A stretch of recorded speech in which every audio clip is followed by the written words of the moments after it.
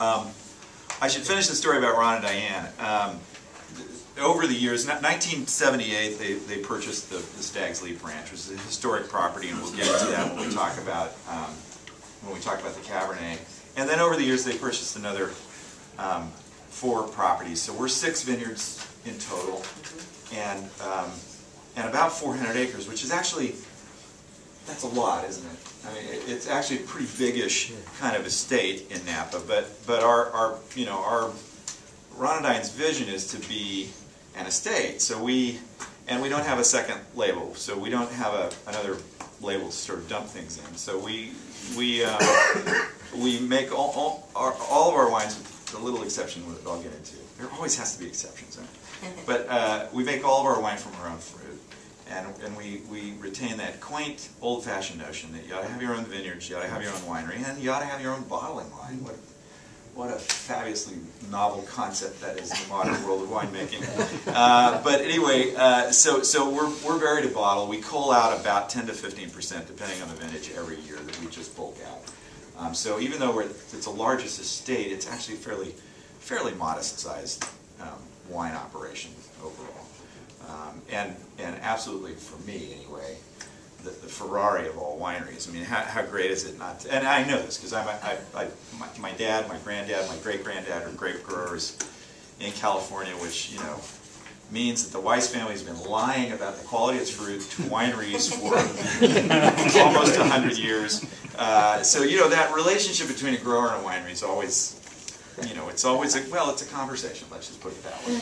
And it's a conversation that I don't have to have it at Silverado, because we get to decide about winemaking from the very minute we lay a pruning shear on a wine. So that's a tremendous luxury for us that Ron and Diane and their children have given to us. So that's a little bit about the estate. And I should say, full disclosure, you know, Ron and Diane didn't just drop from, you know, Mars, you know, into Napa, following the old saw that the best way to make a huge fortune in the wine business is to start with an even huger one. Ron and Diane met at the University of Southern California. Ron's a fairly interesting guy. He's 6'6", by the way, so, you know, he can take me. And he actually went on a full football scholarship to USC, go Trojans, and he also played for the Rams for a little bit, the LA Rams.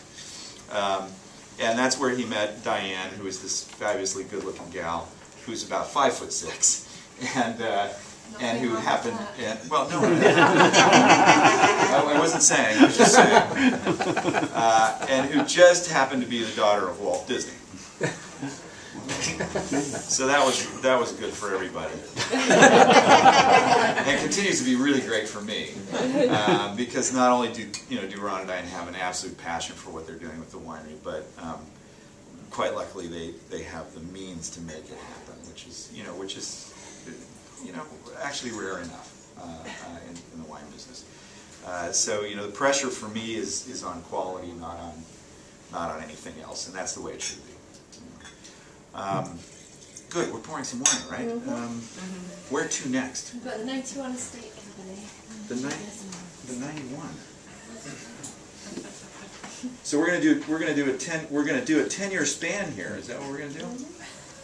These are 2 great vintages to talk about. Thank you for indulging me, by the way, because 91 is one of my favorite vintages ever in Napa, ever. I've been lucky enough to work at a few other places, including what used to be known as Inglenook, which is now Nebom Coppola. I was privileged enough to have the 1945 vintage of Inglenook, the Victory vintage, which was really superb.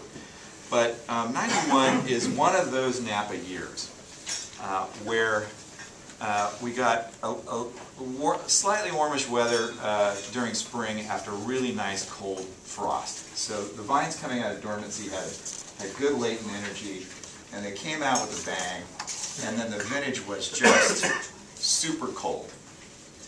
If I remember right, I was at Beaulieu Vineyards at the time.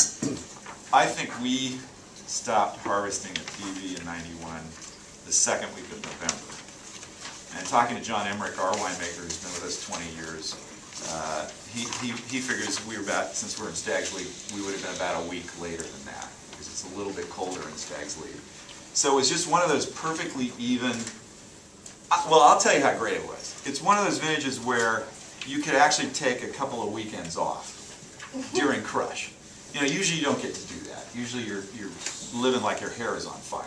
You know, but 91 was so even and so cool and so temperate that the acidity structure was just fabulous. And I think particularly in Stag's Leap, that's always true anyway. I mean, you get this tremendous acidity at slightly slower sugar accumulation, and so it's very deceptive. I think you probably all heard the old saying about Stag's Leap, that it's the iron fist in the velvet glove, and it really is. It's very deceptive because the tannin has a tendency to be finer grained, and the fruit quality has a tendency to be more stone fruit, cherries and plums, and as a result, it seems like it's way too drinkable when it's young.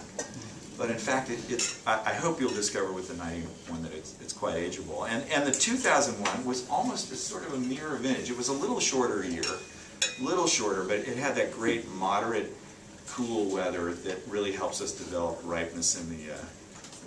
Oh, thanks. I'm talking about this as though I know what I'm talking about. Oh my gosh! No, wait a minute. Let me.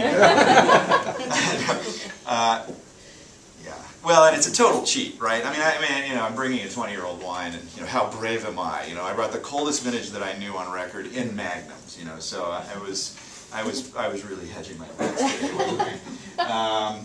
But 2001 was a kind of a corollary vintage. It wasn't quite as long, but it did have that really slow accumulation, of sugars as we got really great phenolic ripeness over the season. So it's a nice sort of 10-year span to compare. I'm going to stop there a little bit. Maybe we can sort of drink these things and enjoy them a little bit. And also, I'm quite open to interruption.